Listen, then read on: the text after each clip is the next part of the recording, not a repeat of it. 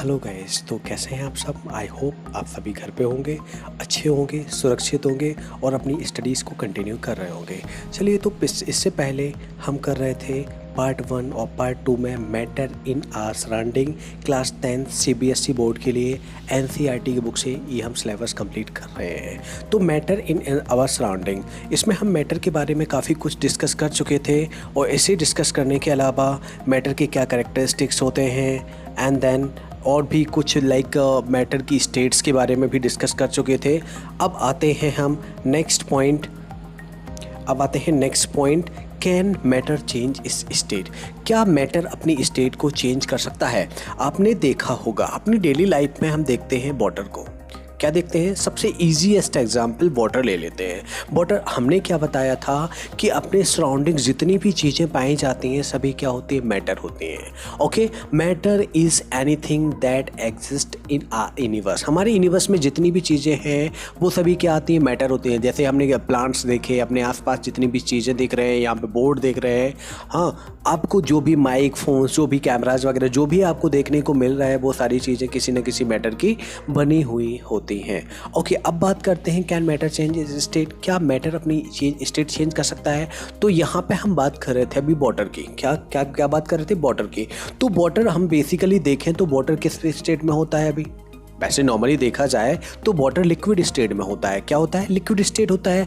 जैसे अब हम क्या करें, वाटर लें, अगर वाटर को हम फ्रीज होने के लिए रख देते हैं, वाटर हमने लिया, एक गिलास में पानी लिया और इसको फ्रीज़र में रख दिया। फ्रीज़र में रखने के बाद 4-5 घंटे बाद देखते हैं तो क्या बन जाता है, वो आइस में कन्वर्ट हो जाता है। और आइस, वाटर किस में कन्वर्ट हो गया, आइस में। किस प्रोसेस के थ्रू, फ्रीजिंग प्रोसेस के थ्रू।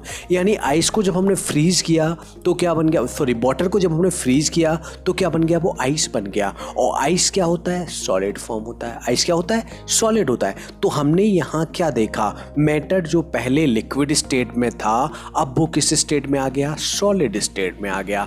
तो देखो यहाँ पे क्वेश्चन क्या था, कैन मैटर चेंज स्टेट। ये तो हमने क्लियर कर दिया है कि मैटर अपनी स्टेट को चेंज कर सकता है, क्योंकि यहाँ पे जो लिक्विड था, वाटर हमारा लिक्विड था, उसको हमने फ्रीज किया तो किस में कन्वर्ट हो गया है, वो सॉलिड यानी कि आइस में कन्वर्ट हो गया है। क्लियर है ये। अब इसके बाद आते हैं, अगर हम वाटर को फ्रीज ना करने की बजाय अगर उसको एवेपोरेट करें या फिर गर्म करें, हीट करें, तो वाटर को अगर हम एवेपोरेट करते हैं या फिर गर्म करते हैं तो गर्म करने पे क्या होता है कि जो वो वाटर होता है लिक्विड स्टेट से कन्वर्ट होने लगता है वाटर वेपर में। अभी वाटर था, वाटर, फिर उसके बाद वाटर वेपर में जब कन्वर्ट होने लगा तो वेपर जो स्टेट होती है वो स्टेट कौन सी स्टेट होती है, गैसियस स्टेट। किस स्टेट की बात करें, गैसियस स्टेट। तो देखें अभी जो पहले लिक्विड से चेंज हुआ था किसमें, आइस बन गया था, तो वो थी उसकी सॉलिड स्टेट। लेकिन अब हम बात कर रहे हैं लिक्विड से क्या बन गया है, गैसेस बन गया है, मतलब वाटर वेपर बन गया है। तो ये स्टेट क्या आ गई है, गैसियस स्टेट। तो मैटर जो चेंज करने की पॉसिबिलिटी थी कि मैटर अपनी स्टेट को चेंज कर सकता है, हाँ ये तो कर सकता है। लेकिन अब इसके बारे में हम थोड़ा डिटेल में स्टडी करने वाले हैं। तो we all know from observation that water can exist in 3 state of matter. कौन, सॉलिड। सॉलिड क्या, एज आइस एग्जिस्ट करता है। लिक्विड, तो लिक्विड की तरह एज हम जानते ही हैं कि वाटर कैसा होता है, लिक्विड होता है। अगर गैसियस स्टेट की बात करें तो नेम हो गया उसका वाटर वेपर। अब देखें, what happen inside the matter during this change of state. अब ये मैटर का स्टेट जो चेंज हो रहा है उसके अंदर मॉलिक्यूल्स में क्या क्या चेंजेस हुए। What happen to the particles of matter during the change of the state, how does this change of state takes place. We need answer of this question is not it.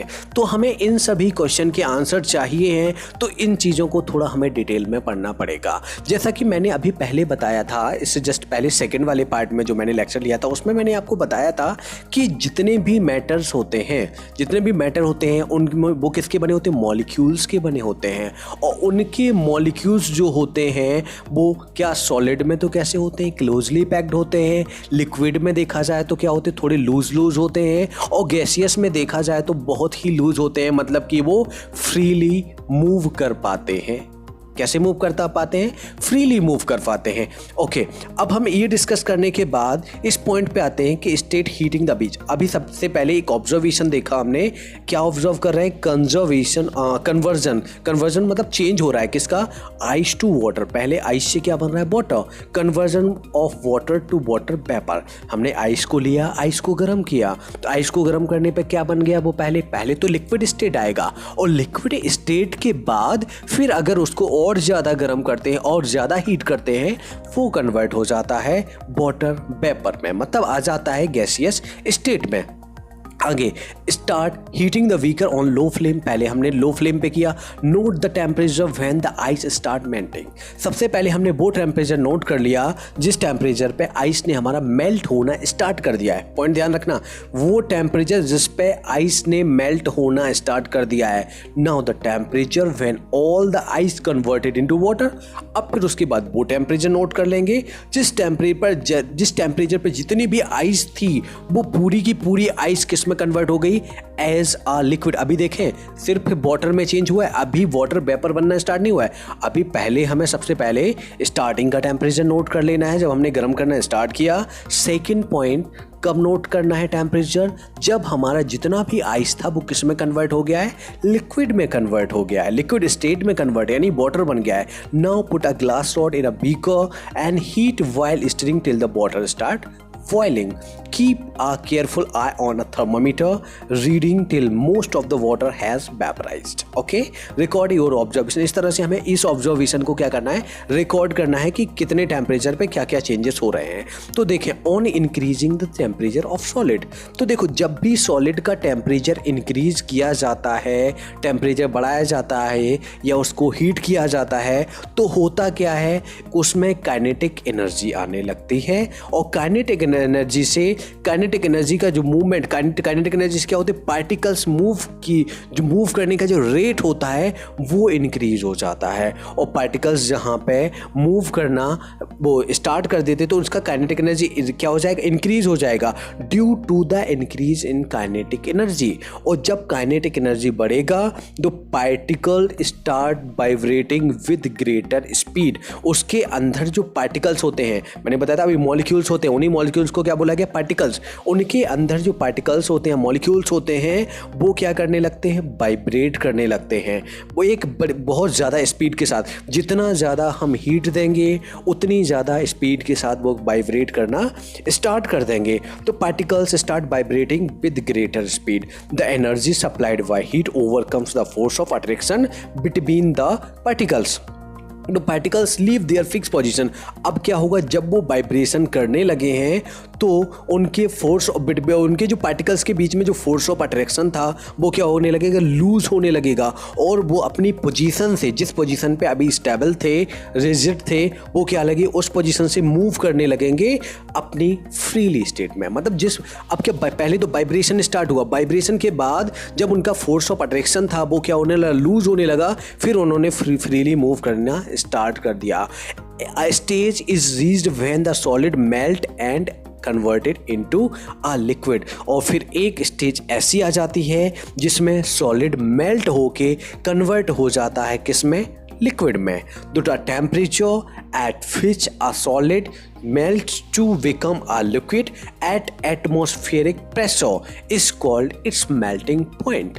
तो देखो, ये था melting point का definition कि melting point क्या होता है, the temperature, एक ऐसा टेम्परेचर जिस पे कोई सॉलिड कन्वर्ट होने लगता है किसमें, लिक्विड में। किस टेम्परेचर पे, एटमॉस्फेरिक प्रेशर। और टेम्परेचर को तो बताने की, टेम्परेचर मतलब जिस टेम्परेचर पे एक सॉलिड लिक्विड में कन्वर्ट होना स्टार्ट कर देता है किसमें, एटमॉस्फेरिक प्रेशर पे। मतलब प्रेशर जो एटमॉस्फेयर के अकॉर्डिंग रहता है, उसमें कोई हम आउटर प्रेशर या अप्लाई नहीं करते हैं, ओनली टेम्परेचर चेंज करते हैं। तो वो पॉइंट क्या कहलाता है, उसका मेल्टिंग point. तो the melting point of a solid is an indication of strength of force of attraction between its particles. और यही melting point हमें बताता है कि उस solid के particles के बीच कितना ज़्यादा force of attraction है. तो जितना ज़्यादा किसी भी metal का या किसी भी solid का melting point जितना ज़्यादा होता है, उनके बीच force of attraction उतना ही ज़्यादा होता है. और अगर देखा जाए कि अगर उनके बीच में फोर्स ऑफ अट्रैक्शन कम है, यानी कि हम कह सकते हैं कि उसका मेल्टिंग पॉइंट जो है वो लो है. ओके, तो मेल्टिंग पॉइंट क्लियर है. तो the melting point of ice is 273.16 kelvin. तो मेल्टिंग पॉइंट अगर हम बात करें आइस की, तो आइस का अगर हम नॉर्मली देखें, हमें ये माइंड में सेव होता है कि 100 डिग्री सेंटीग्रेड पे वाटर जो होता है हमारा क्या होने लगता है, बॉयल होने लगता है. और 0 डिग्री सेंटीग्रेड पे क्या होता है, फ्रीज हो जाता है, मतलब आइस में कन्वर्ट हो जाता है. 0 डिग्री सेंटीग्रेड पे वाटर जो होता है हमारा कन्वर्ट होने लगता है किसमें, आइस में कन्वर्ट होता है. तो देखो 0 डिग्री सेंटीग्रेड को ही कहा जाता है 273.16. के सिंबल लिखा हुआ है यहाँ पे, के होता है केल्विन. के क्या होता है, के सिंबल केल्विन. देखो डिफरेंस क्या है, यहाँ पे हमने मेजरमेंट क्या लिया है, केल्विन, और वहाँ पे यूनिट क्या लिया था, डिग्री सेंटीग्रेड.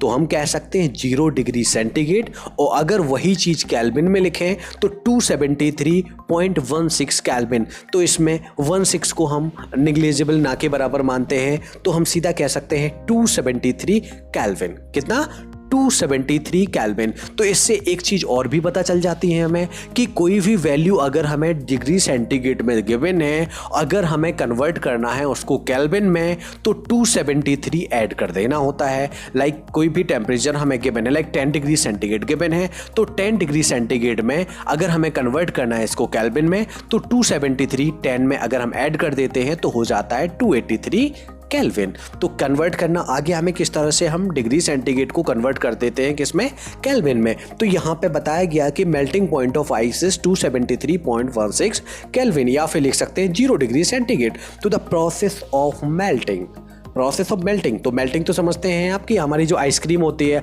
आइसक्रीम भी मेल्ट होना, मतलब क्या, पहले आइसक्रीम कैसी थी, सॉलिड थी, सॉलिड से किस में कन्वर्ट होने लगी, लिक्विड बनने लगी. मतलब क्या होगा, मेल्ट होने लगी हमारी आइसक्रीम, आइसक्रीम मेल्ट होने लगी. सेम ऐसा ही समझ लीजिए हमारा जो आइस था, आइस मेल्ट होने लगा तो किस में कन्वर्ट होने लगा, लिक्विड में कन्वर्ट होने लगा. तो process of melting that is change of solid state into liquid state is also known as fusion. तो change of solid state into liquid state is also known as fusion. तो यहाँ पे जो fusion point indicate किया गया है वो melting के लिए किया गया है, लेकिन एक्जैक्टली अगर फ्यूजन की बात करें तो फ्यूजन क्या होता है, आपको पता है कि दो छोटे छोटे मॉलिक्यूल्स आपस में जुड़ के एक बड़ा मॉलिक्यूल बनाते हैं, तो उस प्रोसेस को कहा जाता है फ्यूजन. तो देखें यहाँ पे कुछ टर्म, उसे मेल्टिंग कहेंगे हम, फ्यूजन ये मे बी पॉइंट यहाँ पे गलत लिखा हुआ है.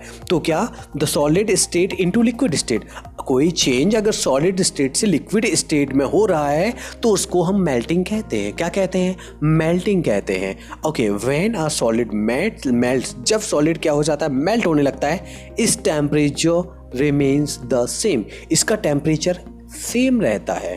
So where does the heat energy go. अब देखो बात की गई है यहाँ पे, कोई भी हमने सॉलिड ले लिया, लाइक आइस ले ली, हमने आइस ले ली, तो आइस को जब हम क्या कर रहे हैं, गर्म कर रहे हैं, तो इट्स टेम्परेचर रिमेन सेम.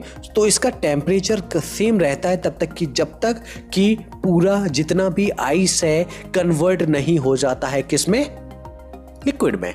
क्यों होता है ऐसा, इसकी एनर्जी कहाँ जाती है, so does where the heat energy go, heat energy हमारी कहाँ चली जाती.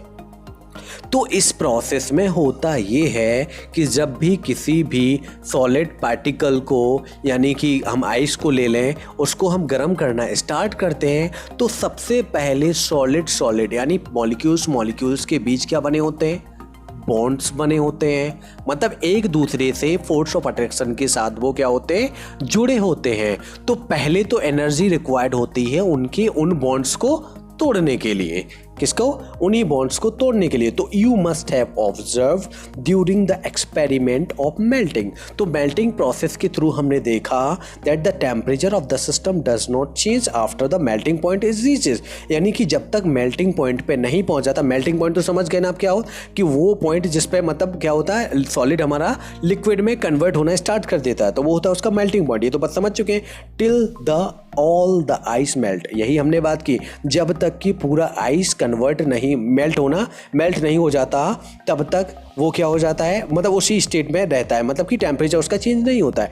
This happen even though we continue to heat the beaker, this is we continue to supply heat, this heat get use up in changing the state of overcoming the force of attraction between the particles. तो मैंने बताया था अभी आप लोगों को कि particles के बीच में एक फोर्स ऑफ अट्रैक्शन होता है, जिस फोर्स के थ्रू वो एक दूसरे से बंधे होते हैं। तो वही फोर्स ऑफ अट्रैक्शन को तोड़ने के लिए ये एनर्जी यूज होती है। As this heat energy is absorbed by ice without showing any rise in temperature.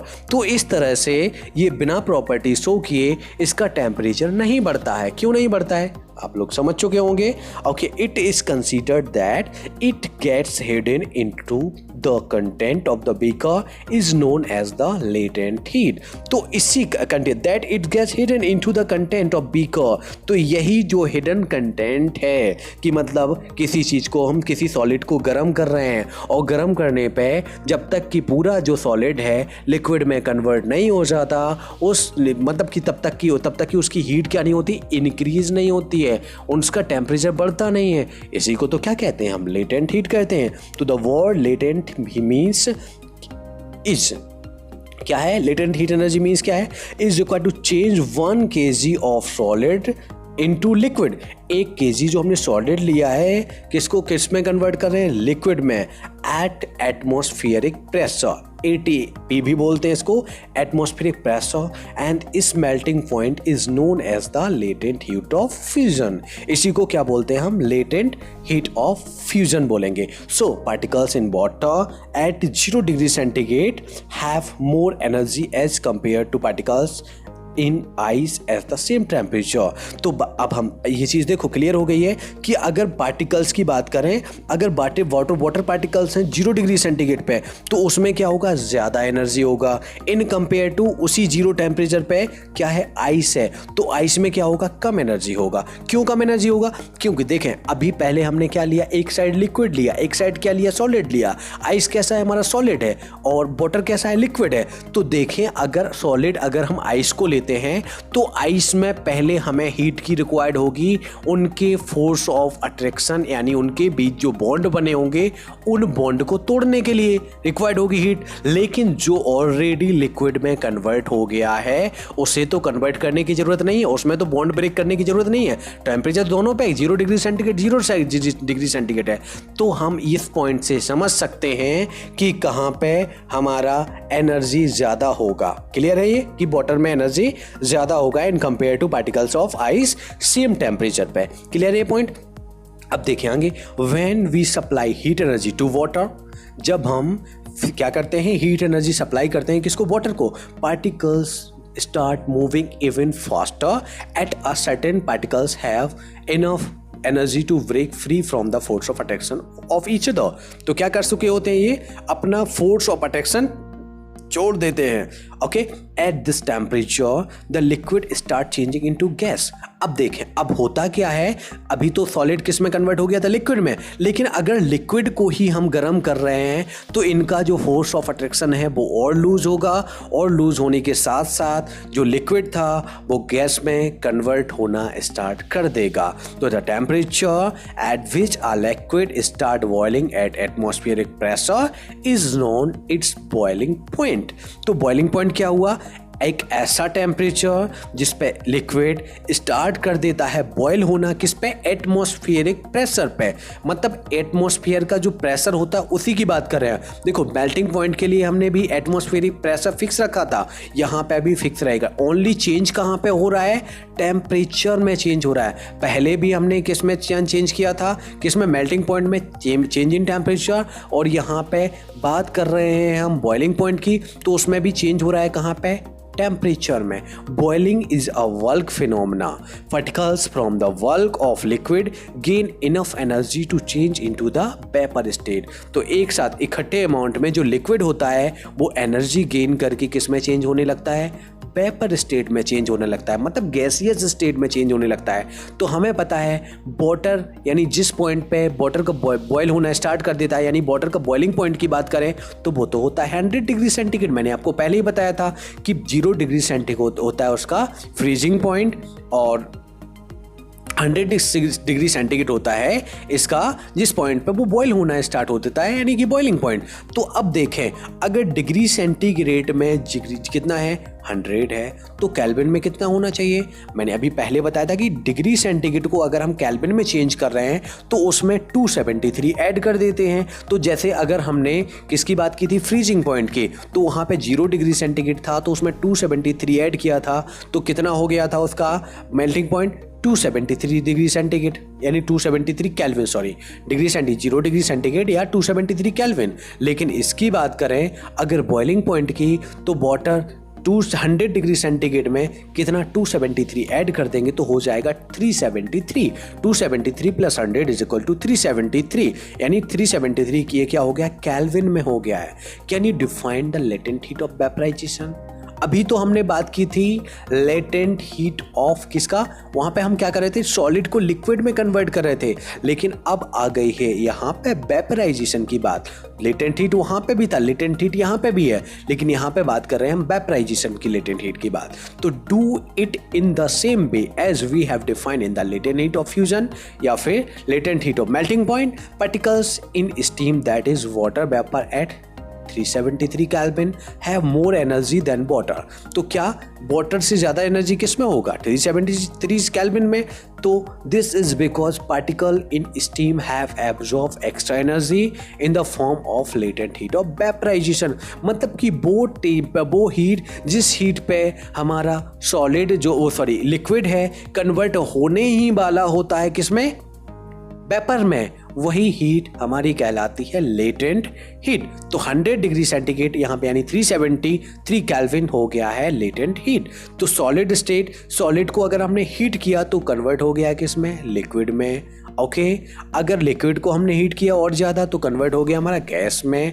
अब गैस को अगर हम कूल करें, गैस को अगर ठंडा कर लें, तो गैस ठंडा करने में क्या हो जाता है, लिक्विड स्टेट हो जाता है, और लिक्विड अगर और ठंडा करें तो वो हो जाता है सॉलिड स्टेट में कन्वर्ट हो जाता है। किस में हो जाता है, सॉलिड स्टेट। अच्छा, सॉलिड और लिक्विड का ये तो आप लोगों को समझ में आता है कि हमने जैसे अगर क्या वाटर लिया था तो वाटर को हमने क्या किया, अब फ्रीजर में रख दिया तो वो क्या सॉलिड में कन्वर्ट हो गया। वहीं हमने बाहर आइस को निकाला और थोड़े टाइम के लिए रख दिया एज ए नॉर्मल टेम्परेचर पे, तो वो कन्वर्ट हो गया लिक्विड स्टेट में। लेकिन हम बात करें लिक्विड और गैसेस को हमें देखना है, तो ये कैसे देखें, तो लिक्विड, ये तो हमें पता है कि लिक्विड को हम गर्म करते हैं, वो गर्म हीट करते हैं या गर्म करते हैं या वेपराइज करते हैं, तो क्या हो जाता है, वो गैसेस स्टेट में कन्वर्ट हो जाता है। देखो हमारे इन्वायरमेंट में एक साइकिल चलती रहती है, वाटर साइकिल, जिसको कहा जाता है कि वाटर साइकिल।